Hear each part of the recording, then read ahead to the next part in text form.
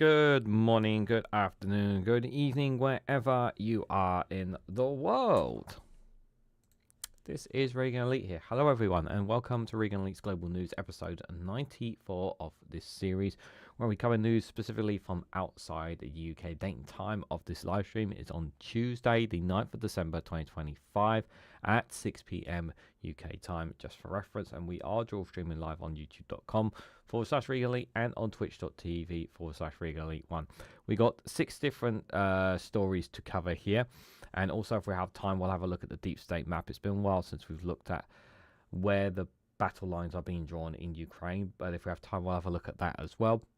We also have one interval, possible funny video, possibly not. Depends what people will think of it. And also the funny memes at the end of the show, guys. So do stick around for those as well.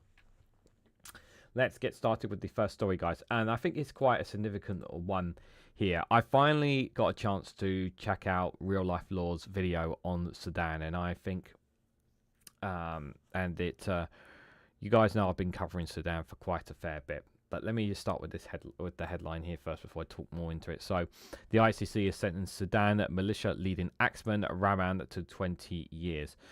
The conviction related to actions in 2003 and 2004, and he was the ICC's first regarding crimes committed in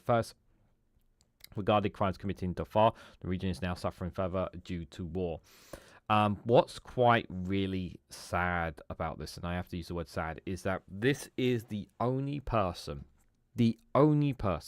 who has been convicted of who has actually been arrested and convicted for crimes that have been committed inside Sudan over the last several decades. That speaks a lot of volumes to the current. Speaks a lot to the current problems that the country is going through, and my understanding was based on the video from Real Life Law, who did a great breakdown video of it, and I do recommend checking it out. Apologies for not uploading it here, but I feel that this just checking, internet didn't drop there, but I really do feel like people need to be more aware of the. I thought there was a dip in the internet there from the looks of it, but it wasn't. People need to know what's going on in Sudan, and I've said this before and I've said this again. This is one of the worst humanitarian crises on the planet right now, the worst. And I literally was going through like YouTube comments today, and someone basically was just saying, "Oh, they need to pull things up by their own bootstraps," and it's just like, do you even know what's going on in the country? Like, you don't know what's going on in Sudan.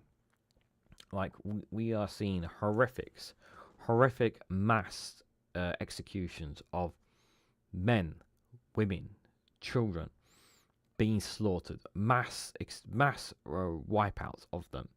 Huge amounts of them being wiped out in Sudan. And it's so horrific. And both sides of this, I know better than the other. The SAF are not as evil and as vile as the Rapid Support Forces, but the Rapid Support Forces, and given the long history, they have a history of doing this kind of stuff, and they have wiped out so many people, so much more than we possibly know. And people talk about the 60,000 lives being lost in Gaza. It's nothing compared to what's happening in Sudan. I would not be surprised if the number is above 100,000, if not higher, for the amount of life that is being lost. And that's just from what the RSF have been doing. That's not countering the starvation as well. And I think that plays the starvation, the cutting off of aid, what they've done in El Fashir of cutting things off there. I mean, it's just been horrific, absolutely horrific. And again, I speak so much about how much it really angers me of how lack of care the world has for Sudan. And there really is a great deal of lack of care for Sudan. Yet nobody's talking about this. And I think one of the reasons is the Rapid Support Forces have a relationship with the UAE. So the relationship goes as this. They get weapons, the Rapid Support Forces, they get weapons, arms and supplies that they get from America, So the UAE, the United Arab Emirates, they get weapons, they get weapons and military equipment and all sorts, right? From America, Britain, Europe, European nations and whatnot, right? The United Arab Emirates, they buy that equipment, right? Then they get that equipment, and then what they do then is they redistribute it to the Rapid Support Forces. And in exchange, the Rapid Support Forces transports and sends over gold from the country. So if you're wondering why UAE has got quite an abundance of gold, now you know why. Because they're getting it from the Rapid Support Forces. And it's funding their war, essentially. And the UAE don't really give two hoots about what's happening on the ground. You know, for them it's about wealth and influence, and that's what they're having here. So I always said that the UAE I was always suspected of them when the story first emerged, but they've continuously denied it. But now we know a lot more about it. This is about them, gold and influence now. That's what the UAE are doing here. So the International Criminal Court has sentenced the former leader of Janjaweed militia. So Janjaweed was what the Rapid Support Forces used to be, and then they turned into this, basically, for reference. And the Janjaweed destroyed, caused great deals of atrocities within Darfur, that part of Sudan. To 20 years in prison for committing atrocities in Sudan's Darfur region. Ali Mohammed Adid Ad al-Ramadan, 76, also known as Ali Kushbab, was sentenced on a Tuesday following his conviction in October for war crimes and crimes against humanity. This is the first time the ICC has convicted a suspect of crimes in Darfur, a region that is once again seeing mass atrocities amid a vicious civil war between the government linked to Sudanese armies and the paramilitary Rapid Support Forces, which traces its origins back to the Janjaweed militia. The courts have unanimously convicted Kushbab on 31 counts, including attacks against civilian, murder, torture, rape, pillaging, destruction of property, persecution, and forcible transfer of populations between 2003 and 2004. Melody, good morning to you. Hope you are doing well. There are a few ducks lurking in the chat. Yeah, this is the quiet live stream. This is always the quiet one. Al-Ramadan was the leading member of Sudan's infamous Janjaweed militia, who participated actively in multiple war crimes during the civil war, the court found.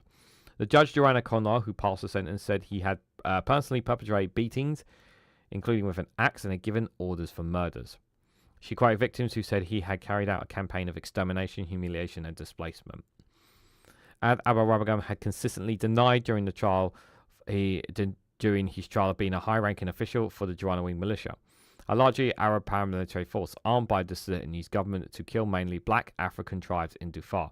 Yeah, because they're more, the crux of it is that they're more they have this distinction. One of the main distinctions is between black African tribes in Darfur and those of Arab dissensions, but essentially a lot of it is just mixture. There's actually a lot more broader than just those two sides of it. But essentially, if you weren't of Middle Eastern in the Darfur region, you would be subjected to basically killing, basically by them. But it's kind of hard. But the thing is as well is that you can't really, if you actually what's quite interesting is that you can't actually distinct between who are Arab and who are African, because they're all black essentially. So it's kind of hard to make that distinction, but they've tried to do that. He insisted from the opening of his trial in April 2022 that he is not Ali Kushbab and that the court had the wrong man, an argument rejected by the judges. Prosecutors had called for a life sentence, knowing that amongst his crimes, Adu al-Radam killed 2 people with an axe. Considering the crimes against him is quite strong. You literally have an axe murderer before you. This is the stuff of nightmares, prosecutors Julian Nicholas said at the pre-sentence hearing. Defense lawyers had asked for a 7-year jail term.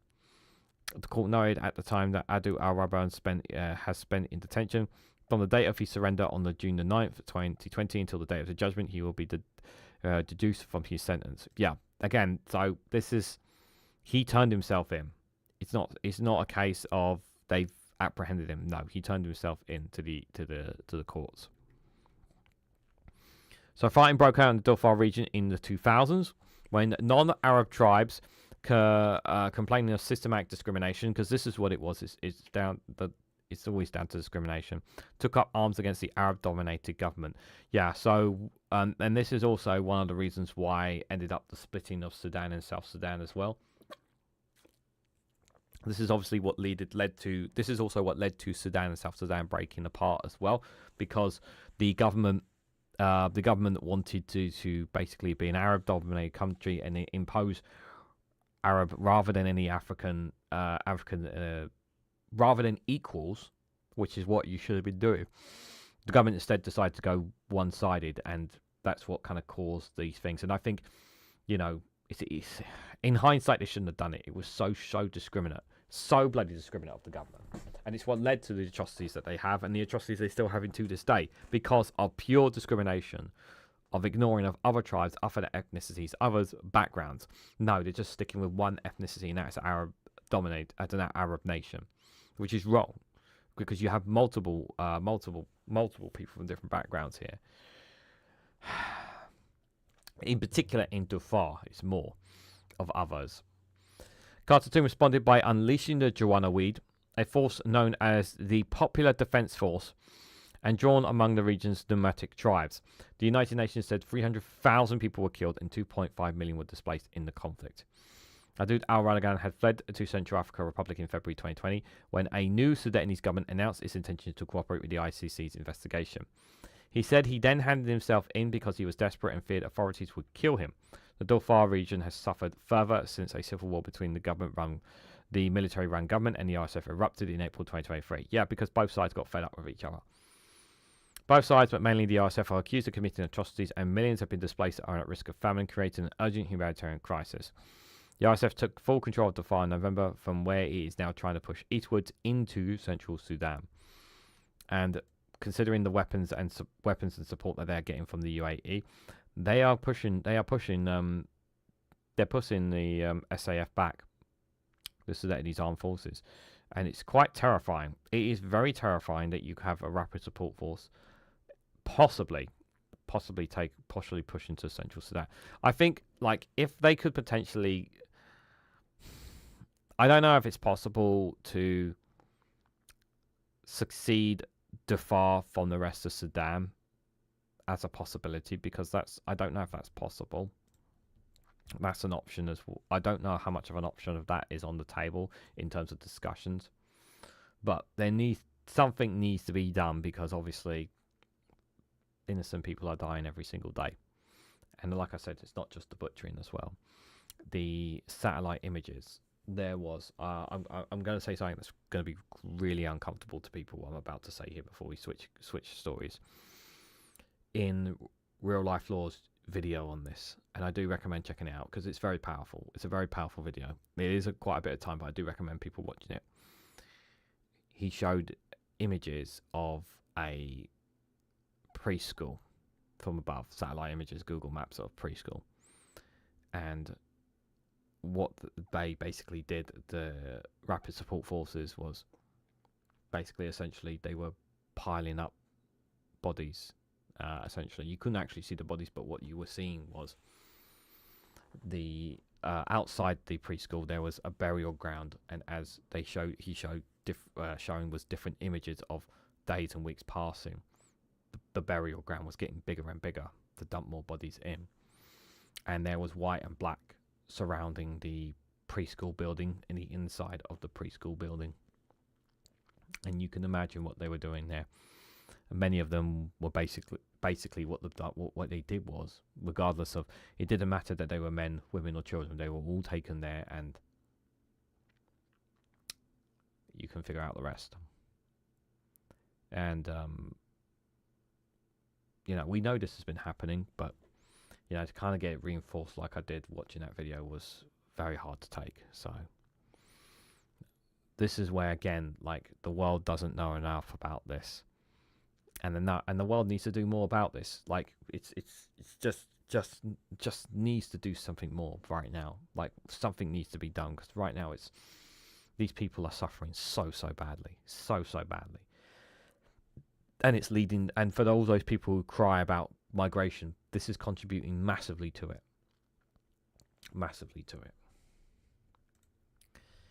Jao, good evening, my friend. Hope you are doing well. Guys, make sure you check out Jao's YouTube channel. Link is in the description.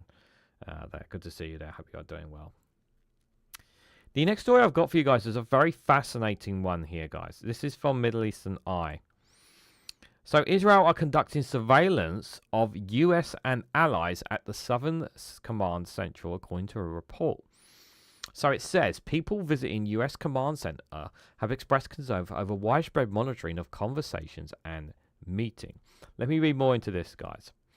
So Israel is conducting such extensive surveillance at a new US Command Center in southern Israel that US forces and allies have expressed concern, according to a report in The Guardian on Monday. So the Israeli military have been openly and covertly recording meetings and discussions at the Civil Military Coordination Center, the CMCC, in the town of Karat Gid, which is 12 miles from the Gaza frontier, the report says.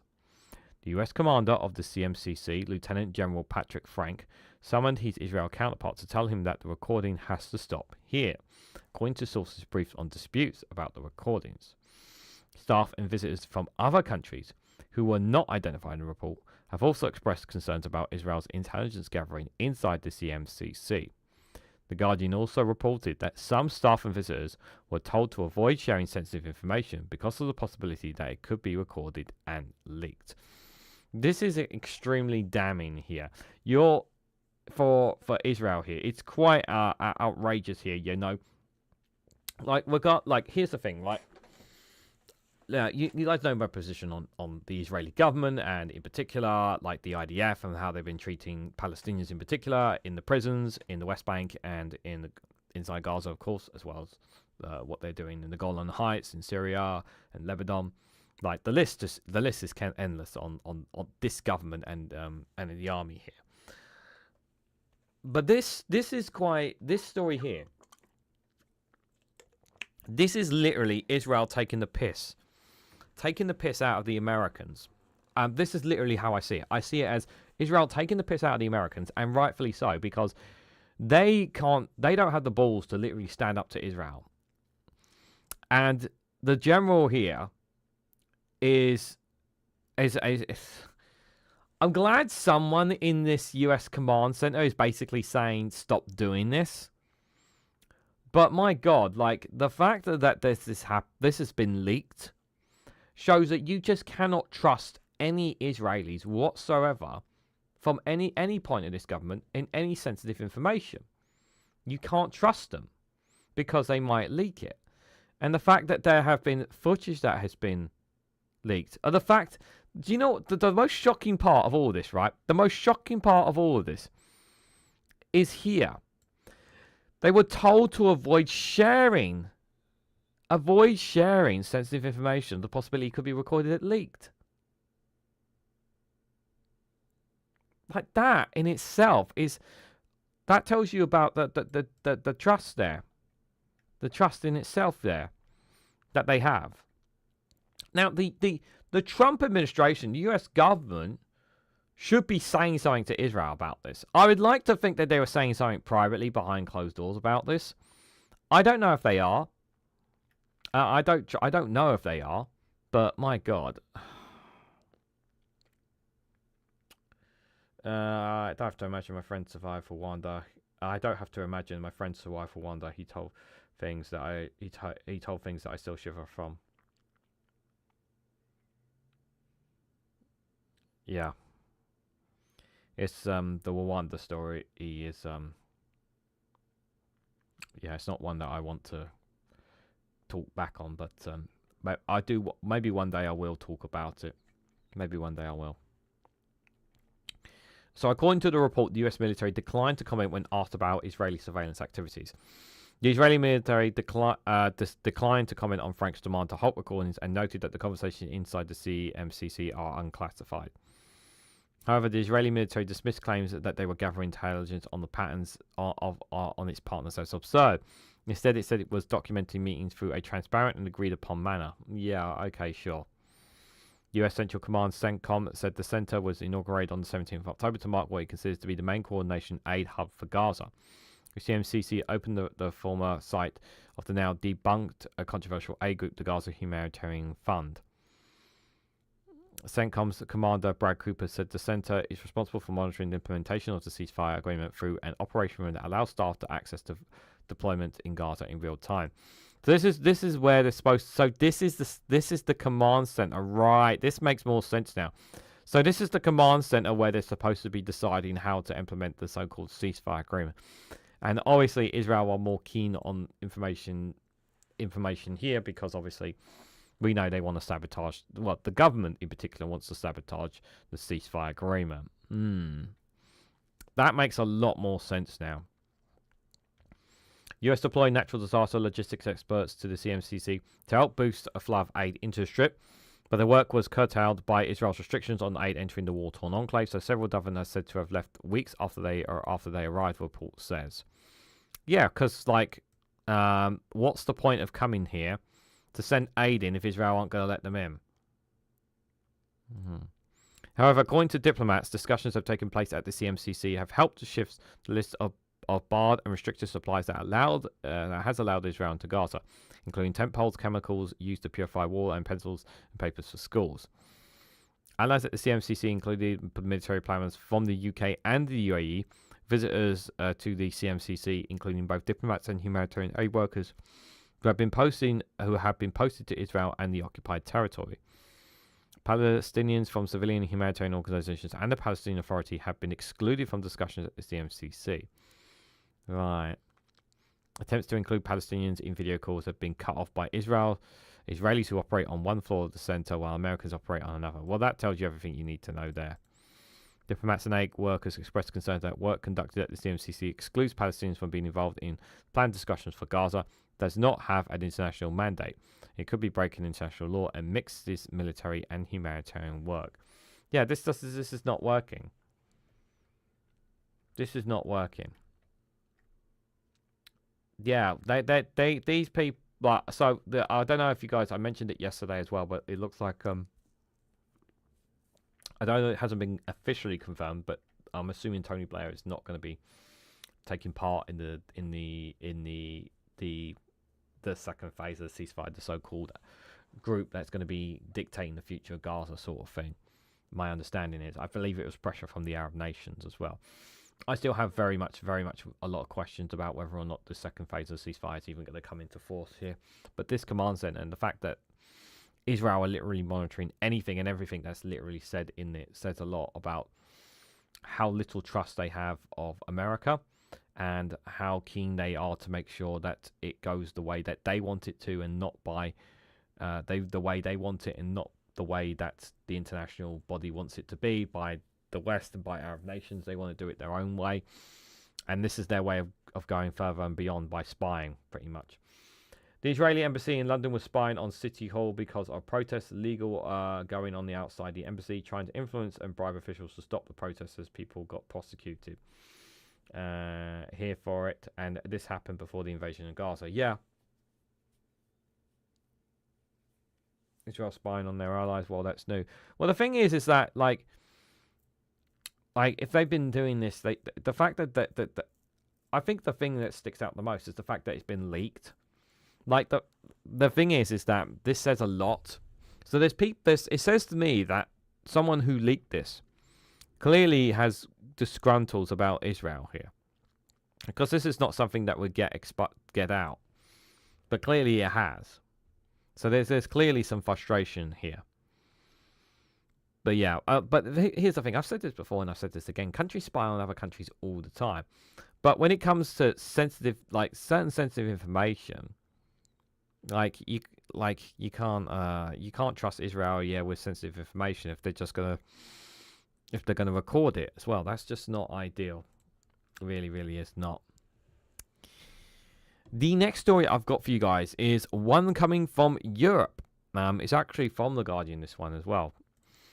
So this one came out today that the European Union is opening an investigation into Google's use of online content for AI models. The European Commission is to assess whether the Gemini owner is putting rival companies at a disadvantage. This is not the first time Google have been facing fines or facing investigations from the European Union, and I imagine that the chances of them being found guilty of this is very likely. Do I think? I personally don't I don't like that AI is kind of pressured on me whenever because I do use Google. I do use Google Chrome. I don't like that I am pressured, that it tries to pressure me into using AI for searches and whatnot. I don't like that. I like to look by myself rather than the AI do it for me personally. But I do wonder. I don't know about other search engines, and you guys can speak for yourselves in the chat whether or not you get it here. But like there is a button there for the AI, but I don't want it making, and when I'm type something in Google and chat and it tells me the answer or whatever, I'm not asking an AI to ask it. I just want you to give me searches instead. That's one thing I don't like. But do I think Google are trying to control the markets again? Yeah, of course they are. Of course they are. Why wouldn't they be trying to control the markets here? And we know the EU have some of the strongest regulations on the planet. So I don't know if we'll ever get to a point where some of these companies are going to get kicked to the curb by the EU. I don't think that will happen, but chances are, if this turns out to be something, they're just going to. I just feel like in the end, Google are just going to get a massive fine. Too many European companies and governments and whatnot use. You can't tell me that they don't use Google at all. Like I find that very hard to believe. So it says that the EU has opened an investigation to assess whether Google is breaching European competition rules in its use of online content from publishers and YouTube creators for artificial intelligence. Now, I want to make something very clear as a YouTube creator. I am not using artificial intelligence in any way, shape, or form, me personally. But there are some YouTubers out there that are doing that. The European Commission said today it would examine whether the US tech company, which runs the Gemini AI model and is owned by the Alphabet, was putting rival AI owners at a disadvantage. The Commission said the investigation will notably examine whether Google is distorting competition by imposing unfair terms and conditions on publishers and content creators, or by granting itself privileged access to such content, thereby placing developers of rival AI bots at a disadvantage. It said it was concerned that Google may have used content from web publishers to generate AI-powered systems on its search engine pages without proper compensation to publishers, or without offering them the possibility to refute such use of their content. Interesting. The Commission said it was also concerned as to whether Google had used content uploaded to YouTube to train its own generated AI models without offering creators competition or the possibility to refute. Quote, content creators uploading YouTube videos on YouTube have an obligation to grant Google permission to use their data for different purposes, including to training generate AI models, the Commission has said. Like I say, I don't use artificial intelligence for my content, but some people out there is. A fine will be accordingly to the profit in the EU in a percentage, Joust says there as well. Hi, Pete's Music. Good to see you there. Hope you're doing well. Trump's treason has opened the floodgates. The EU is not stopping prosecuting American media, France and Germany. I think the Netherlands also have open investigation. I do not use AI. I glance at Google, but I won't click it. I can search normally, says Melody there. It's everyone's different. So to be fair, there. Yeah, I've been open-minded. Look, I've been open about you guys about what I use. Like, I have Grok on my phone. I use it sometimes to help me find certain wrestling content if I can't find it via Google, or like certain small tiny niggle things like if as well. But I don't use AI really for any of my content. All the content is kind of just me, you know. I don't even use AI for my wrestling content, you know. But I know but the argument is people will argue that you should use it because it will make things easier for me. That is the other thing as well. Google bars third-party companies from using YouTube videos for AI models training unless creators or right holders turn on a setting that allows companies to use their content for the training. Okay. However, YouTube also tells creators that it uses videos uploading to the platform to improve the product experience for creators and viewers across YouTube and Google, including through machine learning and AI applications. CNBC reported in June that Google was using YouTube videos to train its Gemini and VEO3 models. Google says it's used a subset of videos for training purposes. Interesting. In September, YouTube said we use content upload to YouTube to improve the product experience for creators and viewers across YouTube and Google, including through machine learning AI applications. The Use competition chief, Teresa Ripper, said AI is bringing remarkable innovations for many benefits for people and businesses across Europe. But this progress cannot come at the expense of the principle at the heart of our societies. A spokesperson for Google said, this complaint risks stifling innovation in a market that is more competitive than ever. Europeans deserve to benefit from the latest technology and will continue to work closely with the news and creative industries that will transition to the AI era. The EU's investigation is the latest in a series of challenges to US big tech companies in recent years. In September, EU regulators issued a fine of almost €3 billion against Google. This is in September, claiming that it favoured its own digital advertising service over rivals. Donald Trump said the fine was discriminatory, of course, because it's an American company. Elon Musk's social media company X, formerly known as Twitter, was fined €120 million by EU tech regulators last week for breaching online content rules. The breaching including what the EU said was a deceptive blue tick verification badge given to users for the lack of transparency of the platform's advertising. Yeah, I don't like that you can pay to take ahead of the curve on the blue tick verification badge. It is a bit of a con job there. The fine also attracted criticism from US officials, including the Secretary of State Marco Rubio, who wrote on X that the fine was an attack on all American tech platforms and the American people by foreign governments. No, it was not, because this might shock Marco Rubio, but not everyone is on X. Not everyone is on social media. So, some Americans, Marco, don't actually use social media. Would you believe it? Not everyone uses social media. The European Commission opened an investigation earlier this year into Meta over its introduction of AI features on WhatsApp, its messaging platform, and last year it fined Meta €798 million for abusive practices benefiting Facebook Marketplace. In 2024, Apple lost the fight against an order by EU competition regulators to pay $13 billion back in taxes to Ireland. Last month, the head of Google's parent company said people should not blindly trust everything AI tools told them.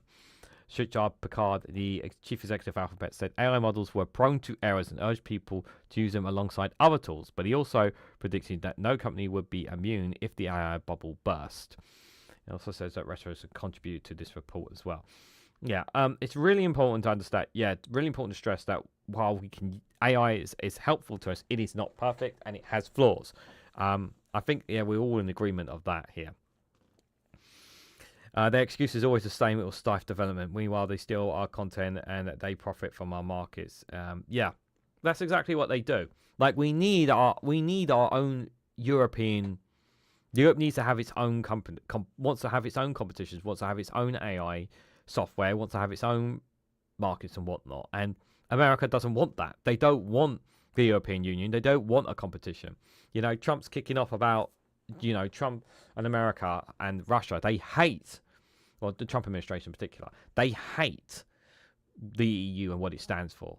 They hate it. They really, really do. They don't like that they are competition. They are the bearers, the standard bearers. They want to get rid of it. They really, really do. I really like, and the best way to do that is to influence some of the bigger Europe, is to influence European countries, and that's what they're trying to do. The EU needs to do more to stop misinformation, disinformation reaching into the minds of European nations, because otherwise the EU will crumble from within. The EU will crumble from within because it is seeping in. Unfortunately. Words need to be said. American media is stealing us, and they have to be regulated and pay. Yeah, they need to pay their fair share of tax as well. This is something that Britain is so spineless of as well. They're such cowards. They're so the British government are such cowards on this as well. It's infuriating. So, guys, it's time for a little break here, guys. But I got a funny video. I don't know if this is funny or not. I don't know if this is satire or not. I've got a feeling this is satire, but I'll let you guys decide whether this video is satire. So apparently, New York City has fallen. This is a realistic morning in chaos. So this is day one of Zoran Mandari after the election, guys, apparently. So take what you will with this video. This is day one living in Momdanistan, aka New York City. Boots on the ground journalism that the lamestream media will not show you. Sure, the cafes might look like they're busy. These are all propaganda facades in the midst of a decay. Some guy and his son biking. All these people just going about their day in an orderly manner. This coffee shop behind me sells cappuccinos for $6. And you want me to pretend like everything's fine? People working. See the collapse in real time. $3 bus fare. Excuse me, where is all the visible suffering? Look at this shit. You guys aren't gonna believe this, but some fucking asshole just said good morning to me. Single family homes and apartment buildings on the same block. We made it to the park. I wonder what kind of bullshit we'll see now. Musicians playing a banjo. Bubbles. I hate bubbles. Everywhere I look, it's the same story. Cooperation, stability, civility. The liberals will try and tell you this is what progress looks like. Well, let's go get a coffee. The cafe behind me is going to be an Antifa outpost by tomorrow. The Mamdani experiment is over, folks. Somebody needs to call Washington.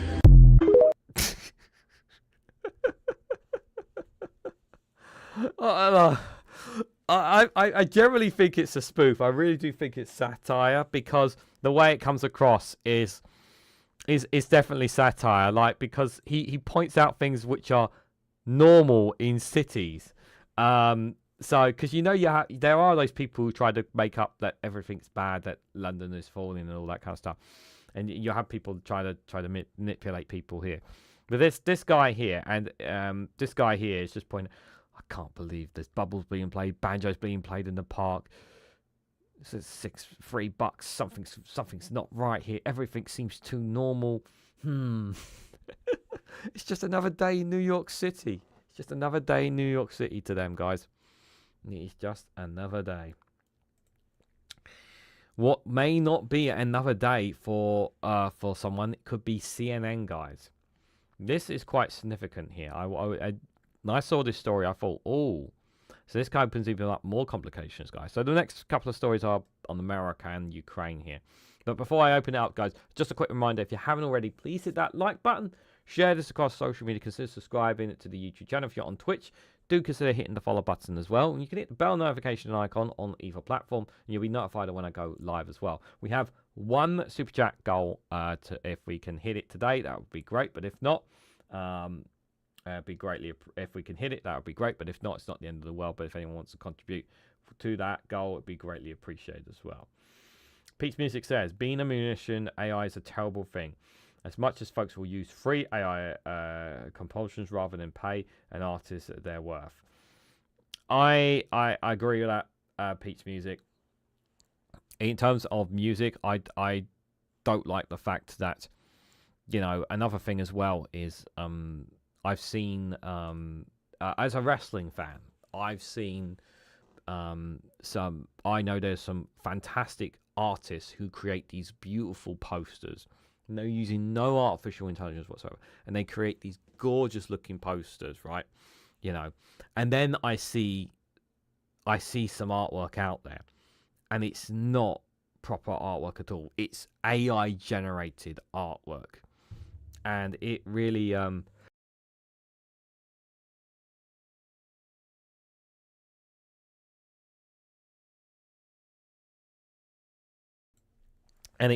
really annoys me when the wrestlers see it and they share the AI content, not knowing that it's actually just AI content, where they literally tell an AI to generate something from their favorite wrestler. And people will do this with other content as well. And they literally just share it, and then the wrestler sees it. It's like, oh, that's so cool. And for me, it's like, don't share it. It's AI. Don't share it. No, they didn't put any effort into it. They literally just asked an AI bot to generate something for them. Don't share that content. Like people who actually put the work in, share their content, but don't share AI content. Just don't do that. A lot of UK bands are just fly bands, that is. They don't tour as such. They work day jobs and then fly an EasyJet to the city in a gig, then fly home to work the next day. Poor way to work. That's just absolutely terrible. That's such a stressful. That is a very stressful life. Very stressful life indeed. Thank you for sharing, Pete. I appreciate it. So here is the story from the Associated Press here. So a takeover bid for the parent company means that limbo for CNN and some fellow cable networks. So this is regarding the story that we kind of touched on this morning and yesterday about Paramount looking to hijack the bid for Warner Brothers at the which we know Netflix and Warner Brothers had an agreement. But it's really important context to understand here, right? Was not to Netflix, if the deal goes through, which we honestly don't know right now, the deal would mean that Netflix won't require everything from Warner Brothers, but certain parts of it. The deal from Paramount would mean that they will require everything from Warner Brothers, including, apparently there's a link to CNN here as well. And CNN has been around, Central News Network has been around for a very long time in the United States. So let me read more into this, guys. So Paramount's Skydance hostile takeover bid of Warner Brothers Discovery places CNN and its sister cable networks squarely back into what is likely to be an extended period of management limbo. There was some relief at CNN with last Friday's announcement that Netflix was buying Warner Studio and streaming businesses, since the cable network would not be a part of that deal. But that quickly changed yesterday with Paramount's announced bid, which includes the cable assets that Netflix doesn't want, and if successful, opens the possibility of combined CNN and CBS News. The management's uncertainty adds to what is already a challenging time at CNN, where there was no doubt who was in charge before the swashbuckling founder Ted Turner sold his company in 1996. That era might be the roaring 20s for how long it feels, said Ross Beth, a senior analyst at earmarketeer.com. The dueling bids between Paramount and Netflix now leads to more uncertainty and greater anxiety among the current CNN staff and among those who served for many years as leaders of CNN under Ted, said Tom Johnson, former CNN president of the 1990s. Paramount's bid, which must be approved by shareholders and regulators, could be seen favorable by President Donald Trump, who is closely allied with Paramount's Skydance chairman and CEO Dave Edelstein, as well as his father, Oracle founder Larry Ellison. But Trump has already expressed anger at the company on social media for Sunday's 60-minute report on the former U.S. Republican Marjorie Taylor Greene. This is the big kicker here. So potentially, this is their way. This is Trump's way of basically. This could potentially be a way of Trump influencing CNN here. This is what it looks like. Prior to Friday's announcement, Warner Bros. Discovery said it had planned to spin off its cable television networks, including CNN, Discovery, HGTV, the Food Networks, and TLC, into separate companies. The growth of streaming had made cable networks an unattractive business. CNN's television ratings have tumbled to the extent that it is firmly the third-rated cable news network behind Fox News and MS Now, formerly MSNBC. Its CEO, Mark Thompson, has aggressively moved into the digital with a new subscription service and said that management of Discovery Global, the spin-off company, has already approved a 2026 budget invested in the plan. It's very hard for these American media companies because a lot of people can just literally turn around and they can get then, most people don't, obviously there are still Americans that still switch on the TV and watch the news, but a lot of people just do it online now. And there's so many more options. As we all know, there's so many more options now. Mainstream media is, people still take things from mainstream media, but a lot of people just do it go on YouTube or look at social media for their news outlet rather than that. The days of a family behind the television is a dying thing. It is a dying thing. It's a slow death, but it is going to be a slow thing. I know this strategic review has been a period of inevitability, uncertainty across CNN, and indeed the whole of Warner Brothers Discovery, Thompson told staff in a memo on Friday. Of course, I can't promise you that the media attention and noise around the sale of our parent will die down overnight, but I do think the path to the successful transformation of this great news enterprise remains open. Thompson had no official comment on Monday, spokeswoman said. Since Paramount's takeover of CBS News in the past summer. So literally last summer, Paramount did this. They took over CBS News. The network has taken steps to appeal to more conservative viewers with the installation of Free Press founder Barry Weeds as editor-in-chief, which is modernizing a prime-time discussion this weekend with Erica Kirk, widow of slain conservative activist Charlie Kirk. So that's CBS News. If basically what they're saying is it's basically fallen under the Trump influence. That's literally what they're doing there. During an appearance on CNBC on Monday, Ellison answered, yeah, when asked if he would combine CNN's news gathering operation with CBS News. What exactly that meant, what that means is unclear. So he said, yeah. So CNN could cease to exist, basically. Which means lots of people could find themselves out of a job. We want to build a scaled news service that is basically fundamentally in the trust business, that is in the truth business, that speaks to the 70% of Americans that are in the middle, Ellison has said. Trump has spoken highly of both Ellison and his billionaire father, but he was clearly angry about Leslie Sal's 60-minute interview with former MAGA supporter Green, who broke with him and recently resigned from Congress. Trump said on Truth Social that the real problem with the show is that the new corporate ownership allowed it to air. Yeah, he... Well, the thing is that he's not happy with it. But the thing is, it's good content for America. Like 60 Seconds with Marjorie Taylor Greene, one of the biggest, of course they were going to air it. Come on. Like, it's going to be good ratings for Americans, really. There is no better than the old ownership, Trump said, adding that he believed that 60 Minutes had gotten worse from the perspective since the changeover. CNN is not likely to find out who its new owners would be, even before the Paramount bid. Experts have predicted that Netflix deal will face more than a year of regulatory hurdles. There is no need for independent, unbiased news service, Johnson said. I so hope that the new CNN owners will see it as their fundamental mission. If Netflix eventually wins, earmarkers.com Burns predicted it would be likely that the spin-off company Discovery Global would be shopped around to other buyers. CNN will be in limbo for a while, no matter which bidder purchases CNN, he said. Yeah, so Central News Network is not looking good right now. He's not looking good right now. CNN will soon find itself banned if a Trumpian takes over it. Well, it's not like they're stopping. Well, I mean, it's not like people can't access other American news anyway, is it?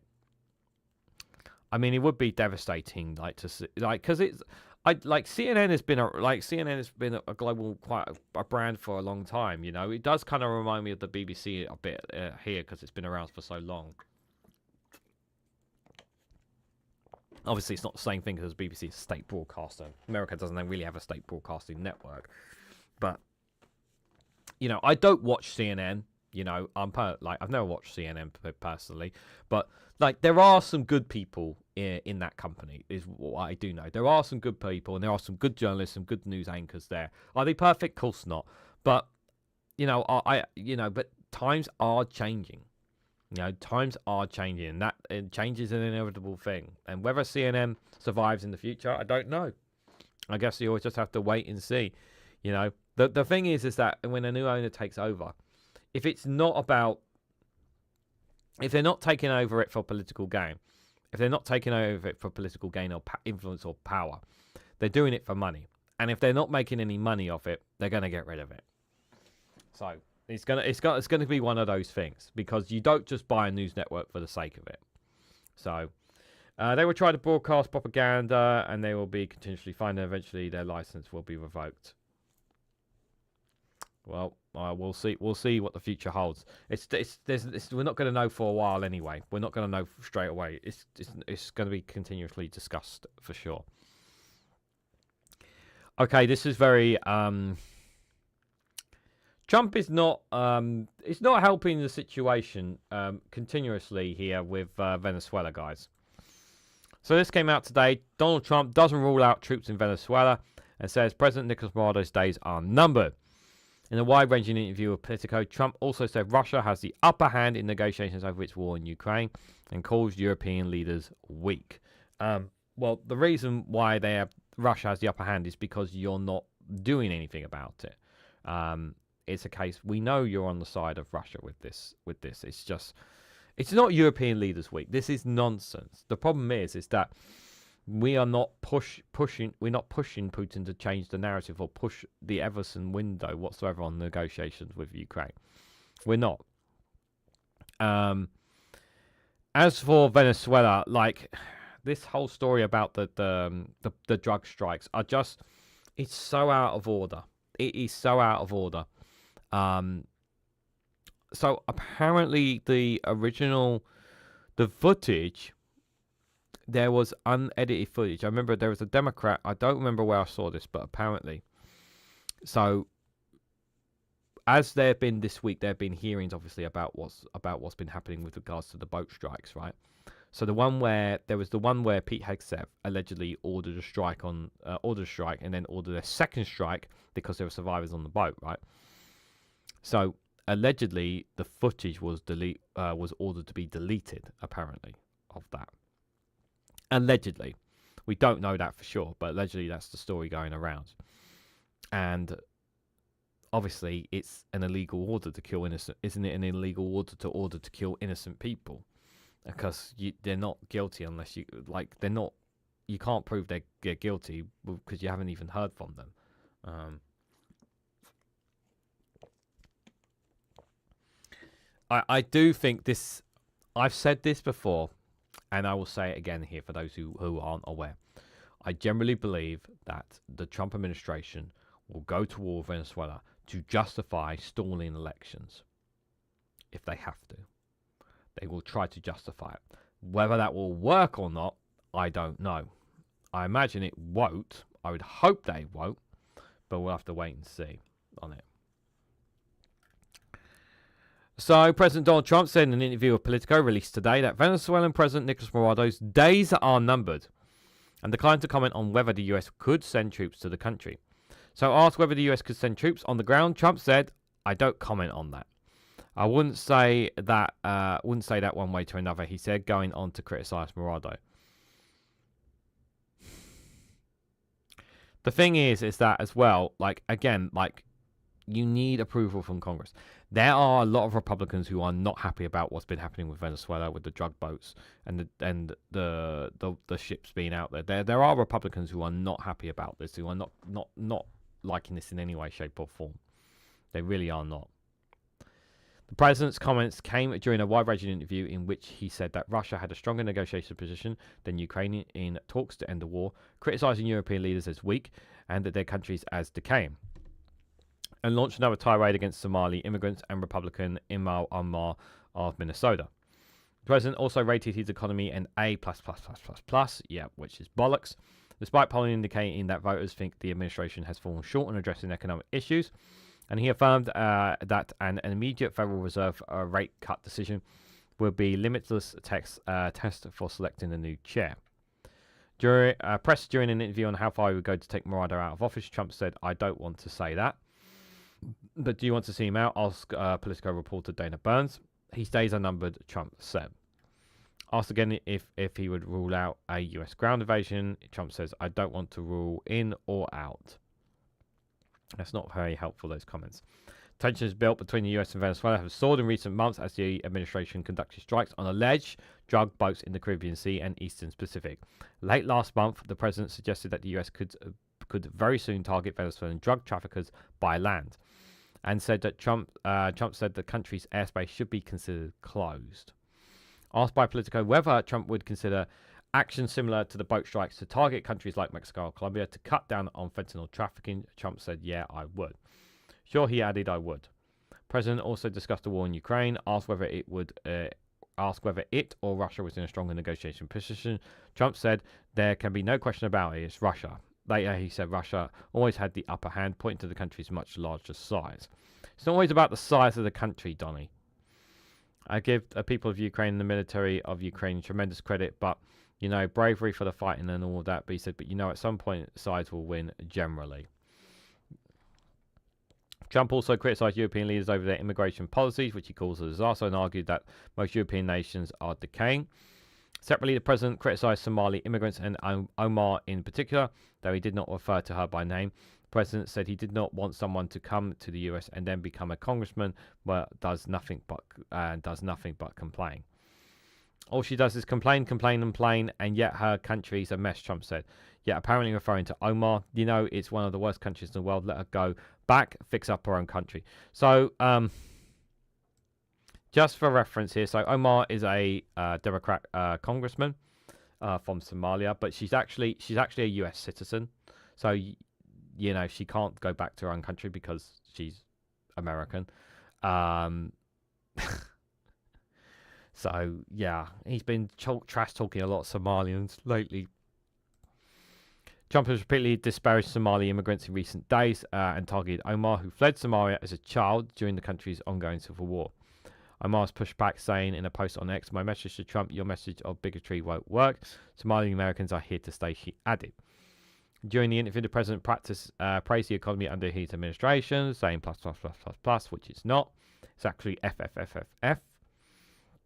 Trump traveled to Pennsylvania later this afternoon to deliver a speech on the economy. It comes as polling indicates that Americans are disappointed in the administration's handling of the issue, which is consistently a top factor for voters. An NBC News poll from October found about 2/3 of registered voters thought the Trump administration had fallen short of addressing inflation and the cost of living. The poll found a similar percentage of voters felt the administration fell short on the economy and looking out for the middle class. Most Republicans are happy with what he's doing with regards to immigration, though. That is the one thing that's definitely keeping them on board.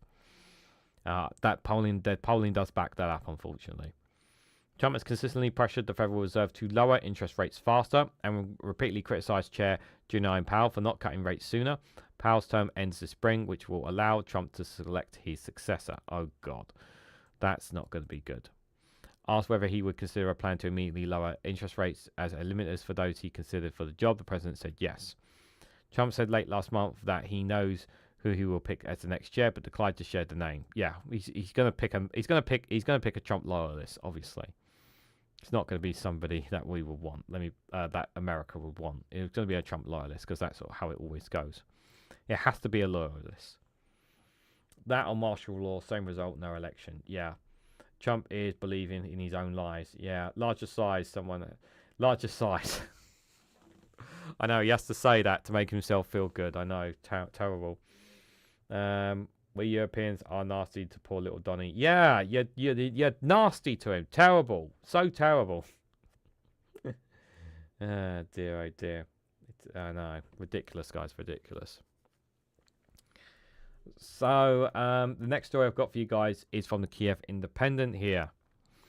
So, President Volodymyr Zelensky meets the Pope Leo as he continues to seek in support amid peace talks.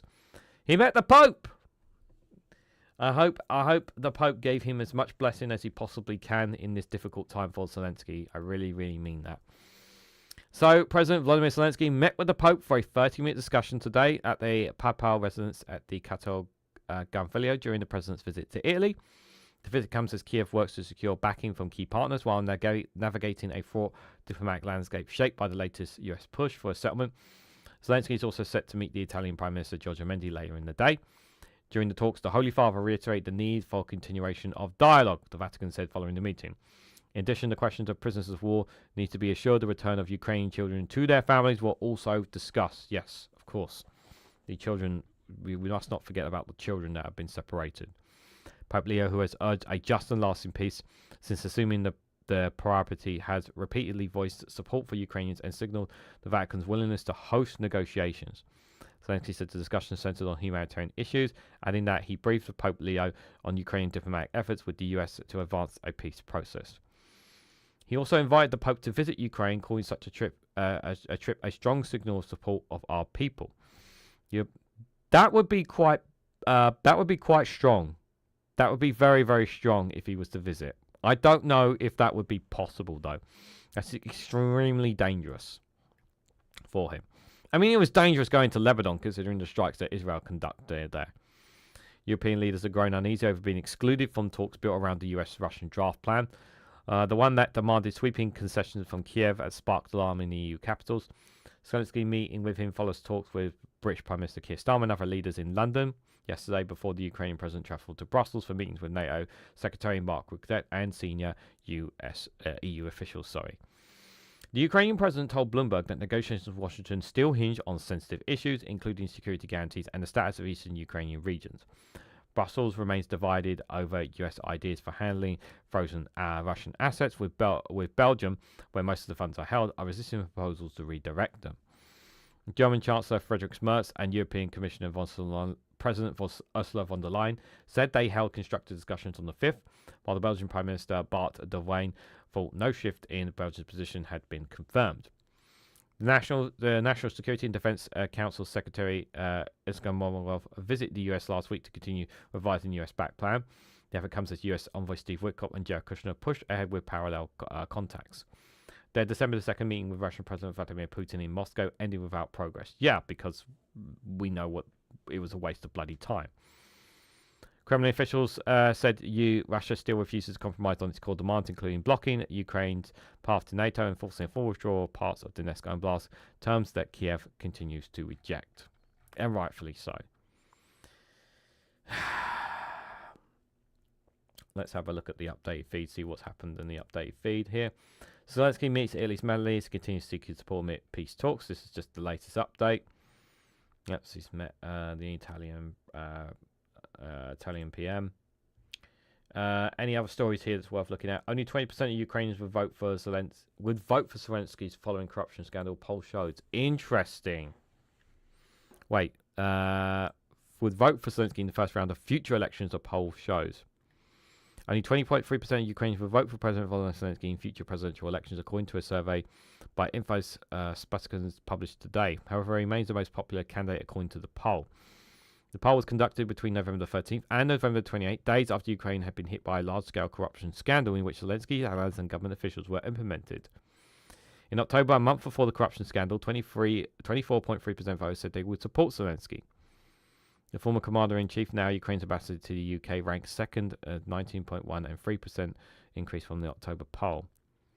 Kamila Bello, head of Ukraine's military intelligence, places further 5.1 support according to a poll. Around 23.6% of those asked couldn't decide or chose not to answer the question.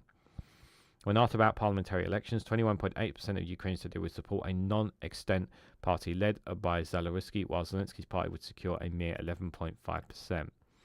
Despite their popularity, neither Zelensky or Bregov have announced any plans to pursue a political career. The poll was conducted through telephone interviews with 1,000 Ukrainians aged 16 or over.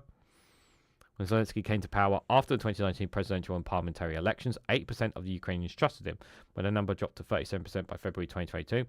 The level of trust skyrocketed 90% when Russia's full-scale invasion started. A poll conducted by Kiev International Institute of Sociology, the KIIS, earlier this fall showed a 60% of Ukrainians trusted Zelensky, while 35% do not. Meanwhile, the same survey showed that only 25% of Ukrainians believe Zelensky should remain in office after the end of the full-scale war with Ukraine. What normally it's kind of natural that when wars end, normally the political leader changes over. So there is going to be a change in political leader at some point. That is going to happen after this, whenever this ends, however this ends. There is going to be a change in leader. And Zelensky knows that. I just hope whatever happens, it doesn't. I just don't want him I just don't want him getting killed. You know, I really mean that.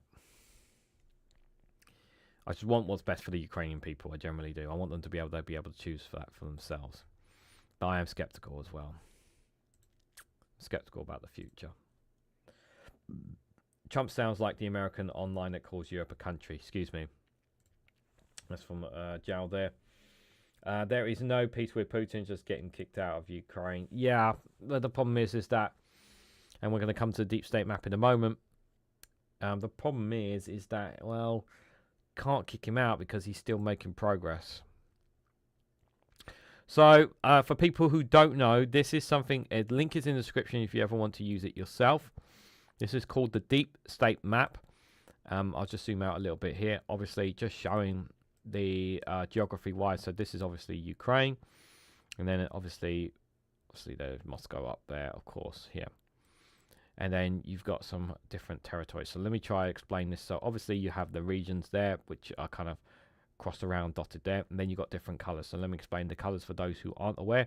So everything that's colored in green inside Ukraine, this was where Ukraine pushed for a counter-offensive. I think it was early 2023. Correct me if I'm wrong. I think it was early 2023 when Ukraine lost a lot of territory from the initial push by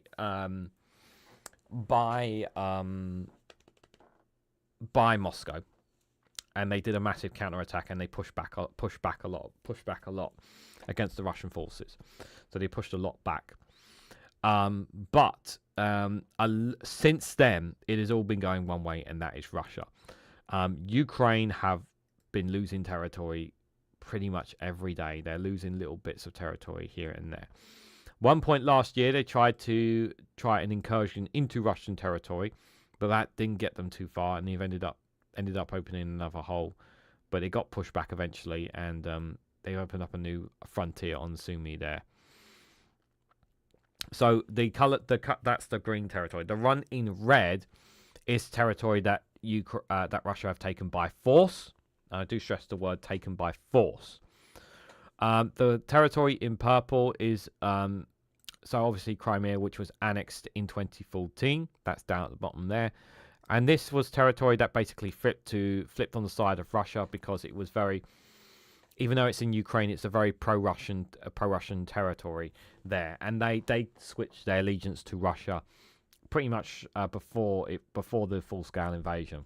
There was already conflicts taking place in those areas with Ukrainian forces before the full-scale invasion had occurred back in February 2022. Excuse me, I think it's February 2022. Correct me if I'm wrong. There. So, and then obviously you've got arrows and dots indicating where fighting is taking place right now, and where their lines are being pushed. And you can kind of see where along the borders there between Ukraine and Russia, where there's lines are being pushed there. You can also see here arrows is where they're pushing into towns and villages here, and again Russia making grounds and gains here.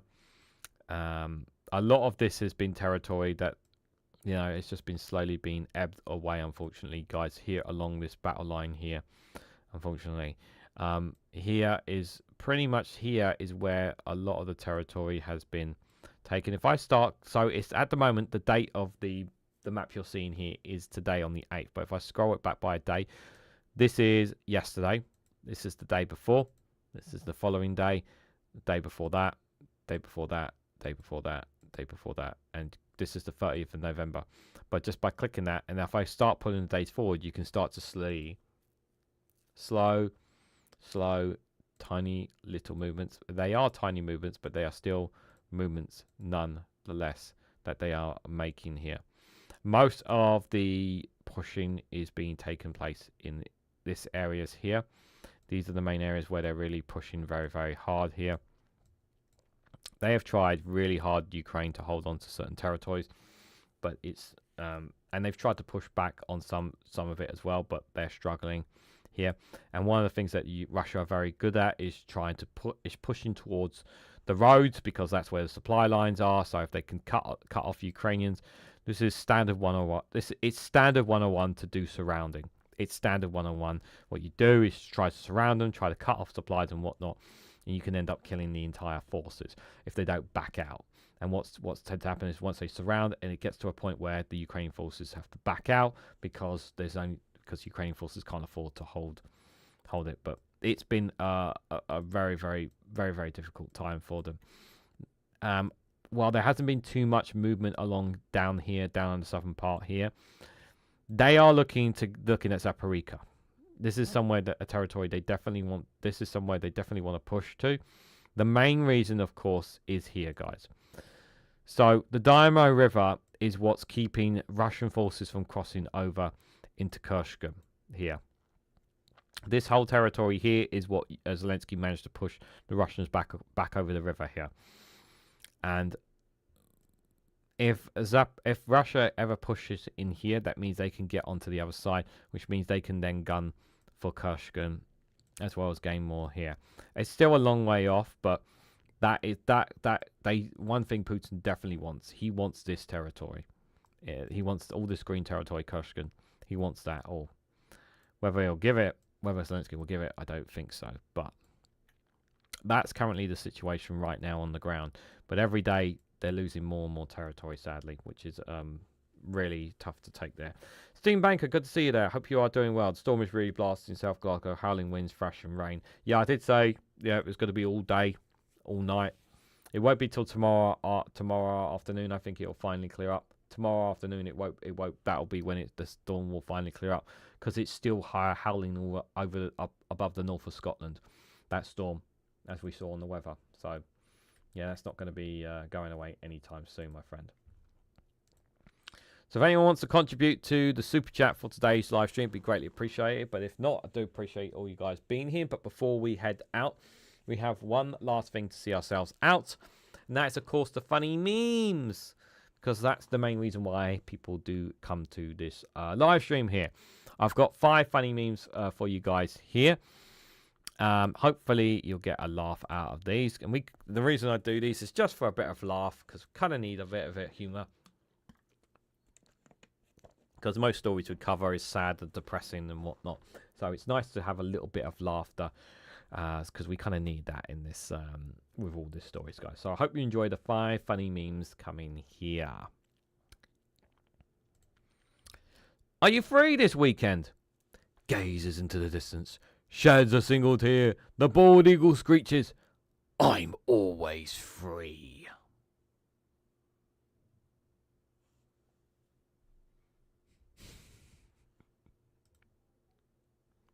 Me, if I won the lottery, the first thing I would do is take care of my family. Also me. Lottery winner wears screen costume to collect $1 million so relatives can't recognize him.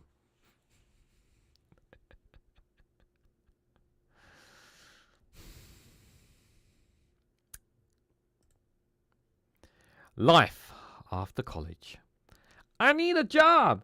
You don't have experience. But I need to work to get experience. Then work. That's why I'm here. Experience. How am I going to get experience without a work? Then work. Oh, but I need to work to get work experience. Then work. But that's why I'm here. Experience. Work. Oh, sorry. You don't have any experience, so we can't apply it. But that's why I need to work, so that I can get experience. Literally. This is literally life after college for some people. Literally.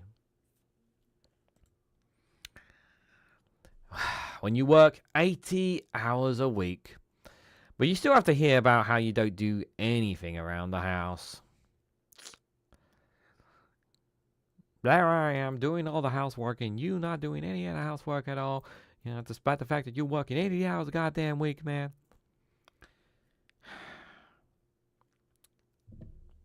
8 hours a week and it's still not enough. In a parallel universe, Mariah Carey is doing her shopping and is sick of hearing me on every store speaker system. I could not agree more. In that parallel universe, she cannot stand the music. So now she knows how we feel. Putting up with her music all the goddamn time. Will never go away. God damn it. Yeah, in a parallel universe, she knows how we're feeling. But not in this world, I'm afraid, guys. Not in this world. Ah, dear, oh dear. Yep, and you need 20 years experience a day after graduation. Yep, you got to have 20 years right there.